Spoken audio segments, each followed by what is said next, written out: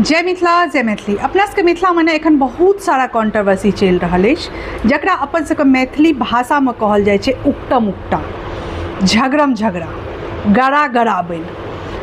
और ई सब न किछ क्रिएटर सब एहन छथिन जे ई सब चीज कऽ रहल छथिन। देखियो आइ से 2-3 साल पहले न क्यों मैथिली में वीडियो बनबै लए नहीं चाहै छलखिन हँ, लेकिन आब जे लोग बुझि गेलखिन हँ जे मैथिली में वीडियो पर व्यू अबै छै, नीक होइ छै, फॉलोअर्स बढ़ै छै, पहचान भेटै छै, तऽ आब सब आबि कऽ नहि बड़ गंध मचबऽ लगलखिन हँ। मतलब ककरो अहाँ ई सोचियो, ककरो उकटि कऽ, ककरो गारि पढ़ि कऽ, ककरो बदनाम कऽ कऽ अहाँ फेमस हेबै तऽ अहाँके लोक नीक कहत, से बताउ तऽ। और लोक न एहि दुआरे नहीं ककरो क्यों साथ दऽ रहल छै सोशल मीडिया पर, बुझल है, सिर्फ और सिर्फ व्यू कमाई के लेल आयल छथिन सब। किनको किनका से मतलब नहीं छै। मतलब पड़ोसी में ई चीज होइत रहतै न तऽ ओहन ओहन लोग सब छथिन जे झाँकि कऽ नहीं देखै लए जेथिन जे झगड़ा किया भऽ रहल छै। लेकिन एखन जे सोशल मीडिया पर आबि कऽ न सब जरूर अपन अपन राय दै छथिन।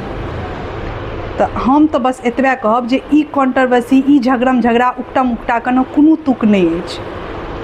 बस अहाँ सब ने नीक से काज कैल करू, अपन कम व्यू आयत, नीक आयत, अपन छवि साफ सुथरा राखल करू, जे कियो यदि पहचानत न तऽ अहाँके नाम से पहचानत। ई से नहीं पहचाने हे फला चिल्ला ओकरा गारि पढ़ै छलै से छियै, फला चिल्ला ओकर उकटै छलैए से छियै, या फला चिल्ला अपशब्द यूज केने छै से छियै।